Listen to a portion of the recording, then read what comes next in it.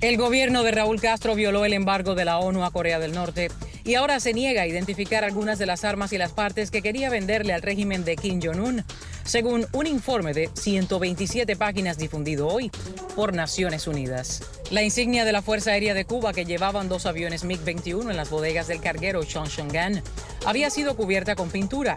Aunque el cargamento enmascarado en azúcar llevaba armas obsoletas, algunas todavía estaban envueltas en sus paquetes originales y otras habían sido calibradas justo antes del envío. Es probable que La Habana haya violado el embargo a Corea del Norte en otras 2 ocasiones. Aunque el informe no propone sanciones concretas por la violación, sí menciona un documento secreto enviado al Consejo de Seguridad para que decida si deben tomarse en este caso. Muy bien, me acompaña el editor de cubaanálisis.com, Eugenio Yáñez. Bienvenido, señor, un gusto tenerlo por aquí. Un placer, como siempre. El crítico de arte Alejandro Condis está con nosotros. Muy buenas noches, caballero. Buenas noches. Aunque algunos dicen habría sido una obra de arte si lograban escapar con el tema del barco. Vamos a hablar con Alejandro en un momento con un documental fascinante sobre las reformas económicas en Cuba. Pero empiezo con usted, Eugenio. Primero, en 30 días, 2 ladrillazos de Naciones Unidas a Cuba. Primero Ban Ki-moon fue a la reunión de la CELAC y dijo hay que respetar los derechos humanos, y ahora esto que es condenatorio. Sí, y vamos a ver una cosa interesante, porque Cuba, cuando lo que se hacen son votaciones que condenan el bloqueo contra Cuba, dicen que la ONU es una institución maravillosa. Cuando Cuba participa en la Comisión de Derechos Humanos de la ONU, dicen que eso demuestra que ya en la ONU no mandan los imperialistas, ¿sí? Ahora van a decir que los imperialistas, los vendidos, todas estas cosas. Claro. Hay otra mentira anterior que se olvida. Cuando detienen el barco por primera vez, el viceministro Rogelio Sierra, que está hoy en Santiago de Chile en la toma de posesión de Bachelet, acompañando a Díaz-Canel, lo mandaron a Panamá para asegurarle al gobierno de Panamá que no había drogas en el barco. Cosa que es cierto, porque no había drogas, pero no le dijo que había armas debajo del azúcar. Claro. Es decir, como estamos viendo, es toda una serie de elementos. No se sabe todavía porque hay 127 páginas públicas, pero hay una parte secreta del informe. Y no olvidemos que 5 semanas después que descubrieron el barco, hubo un accidente de tráfico muy casual, donde el jefe de la Defensa Antiaérea y la Fuerza Aérea, que era el jefe del armamento que estaba en el barco y el que tenía que recibir a los investigadores de la ONU, falleció en el accidente. Un accidente brutal donde murió al momento el suegro, a las pocas horas murió la suegra, murió él, la esposa estaba grave en el hospital y al señor lo cremaron y lo enterraron de inmediato. Los accidentes como el accidente ese que tuvo el tío de Kim Jong-un. Exactamente. Que lo mataron a él y después terminaron matando hasta los nietos. Bueno, y la contraparte en este caso de Mendiondo, que se llamaba el general de cubano, fue el jefe de Estado Mayor general coreano que fue a Cuba a negociar lo del barco, está desaparecido. Si está en su casa castigado, puede ser feliz, porque lo más normal en casos como estos es que le hayan modificado la salud ya hace rato. Vamos a asomarnos, le pido que se quede con nosotros porque vamos a hablar de este documental en el que se refleja un poco de lo mucho que ha hecho el régimen en Cuba para destruir el país. No le dan mantenimiento, no le dan nada y se van deteriorando desde los años. Son 4 siglos, que yo no voy a durar ni medio siglo. Este se cayó y se cayó. Ya, ahí se cayó. Porque el problema es que aquí todo es del Estado, aquí no hay nada particular. Nadie aquí tiene edificio, aquí nadie tiene nada particular, todo es del Estado. Cuando al triunfo de la revolución, el gobierno comienza a confiscar y nacionalizar todos los bienes de personas que habían sido catalogados por el gobierno como que atentaban contra el gobierno revolucionario que se iniciaba en el 59. Antes lo que se hacía era que se permutaba. Así había quien vendía, pero era por atrás el teléfono. Por atrás, que el Estado no lo supiera. Para agilizar los trámites de las personas que van a hacer la compra y venta de la vivienda, de los autos, tienes que pagarle un dinero por encima de lo que está establecido para que los notarios te puedan agilizar los papeles como tal.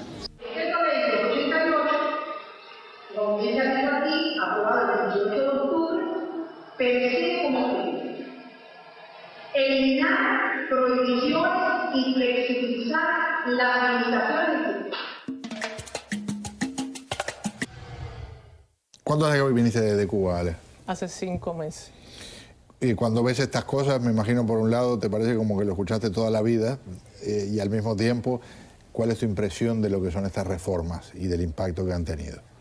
Yo creo que este material, desde las imágenes documentales, entronca muy bien con una película cubana que fue estrenada hace muy poco, Conducta, y que fue analizada hace unas semanas aquí en el programa, y que trata precisamente sobre cómo las reformas económicas no han logrado calar en los sectores más pobres, más humildes de la sociedad cubana. Precisamente esa es la tesis fundamental que llevó al director y guionista Ernesto Daranas a hacer precisamente esta película. Y creo que este material, que es extranjero, especulo que sea mexicano, no es un material cubano, y veíamos ahí que las personas aparecen con las caras tapadas, desdibujadas, en algunos casos, porque mi experiencia de crítico me dice que fueron cámaras ocultas en algunos casos, en otros no, para que las personas se soltaran en la calle y dijeran lo que pensaban. Siempre el cubano es un poco receloso a la hora de hablar con un extranjero en la calle, porque sabe que las cosas que pueda decir puede tener muchas implicaciones. Y creo que es lo que siempre han pensado todos los cubanos, pero lo más interesante es que en este material ocurre una cosa súper importante, y no es que ya las propias imágenes te dejan vislumbrar que el gobierno tiene la culpa, sino que directamente los entrevistados llegan a echarle la culpa al gobierno, diciendo la culpa de todo lo que está pasando la tiene el gobierno. Y creo que es un súper paso de avance en la sociedad cubana. Vamos a ver otro pedacito, y seguimos conversando. Veamos otro pasaje.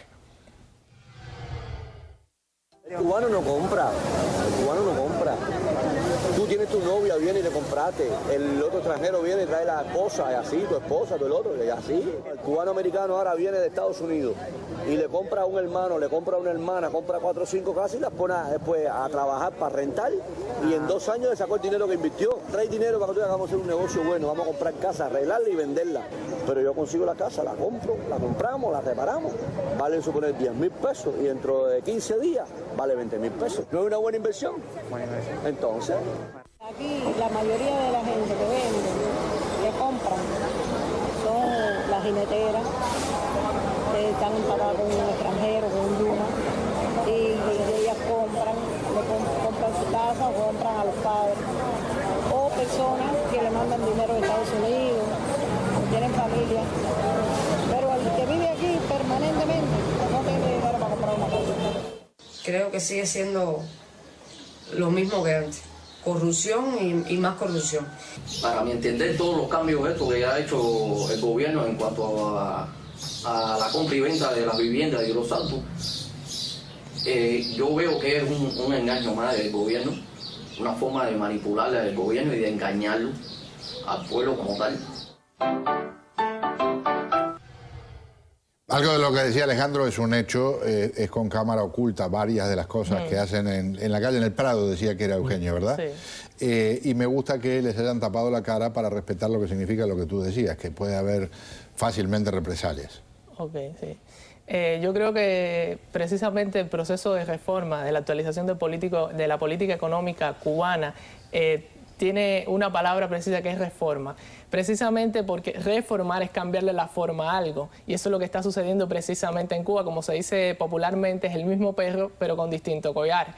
Le cambio por afuera, lo remozo un poco la situación, y le hago creer a la gente, a la opinión pública internacional y al interior de Cuba, de que estoy cambiando algo, pero en contenido no estoy cambiando absolutamente nada, y eso es precisamente lo que la gente se está refiriendo. Solamente un sector muy pequeño de la sociedad cubana, beneficiado sobre todo por sus relaciones con el exterior, pueden llegar a beneficiarse con estas nuevas medidas. Unas nuevas medidas que llegan en un momento, yo creo que más para bien, para combatir un poco la corrupción, que para ser un poco bondadosos con el pueblo, porque todo el mundo conoce que desde mucho antes la gente compraba y vendía viviendas que se enmascaraban con falsas permutas, con falsas donaciones y con falsas herencias que no existían. Pero en Cuba siempre se compró y se vendió casas. Ahora, que sea de una manera abierta es otra cosa. Un ángulo de alguien que llegó hace poquito de Cuba, la nueva generación, el ángulo de alguien que lleva un poco más de tiempo fuera de Cuba. ¿Cómo la ve, Eugenio? Yo tengo un doctorado en ciencias económicas y siempre cuando quiero analizar las cosas, lo primero que digo es, olvídense de la estadística, olvídense de los informes oficiales del gobierno, miren la mesa. Cada vez que llegaba a un país decía cuánto gana un profesor universitario, cuánto gana un médico, cuánto gana un obrero, cuánto cuesta una barra de pan, cuánto cuesta un kilogramo de carne, cuánto cuesta un pasaje en autobús. Hagan esa pregunta en Cuba ahora, con 450 pesos cubanos de promedio aproximadamente, que no llegan a más de 20 dólares, ¿cuántas libras de pan se pueden comprar? Vale y eso 10 es pesos. salario promedio mensual. Mensual. Vale 10 pesos una libra de pan por la libra en Cuba, así que si se compra una libra de pan al día son 300 pesos al mes. Y si ganas 450 o 500, ya ahí tienes la economía. Lo demás de la estadística es cuento. Claro. Y lo que decía Legiserio es muy importante también. Ahora se permite hacer lo que antes no se permitía, supuestamente, pero los cubanos hacían también. Porque la compra y venta de viviendas, no solamente viviendas, de automóviles, de todo lo que estaba prohibido. Si los cubanos se han especializado en algo, es en hacer todo lo que está prohibido en Cuba. Lamentablemente, porque eso tiene cosas buenas para la mejoría de la vida de la gente y cosas malas por la degradación moral que va representando cuando ya no se ve la autoridad o la ley o la disciplina como algo normal en el ser humano, sino como una aberración. Caballeros, un gusto tenerlos aquí. Muchas gracias. Muy, pero muy amables. Vamos a...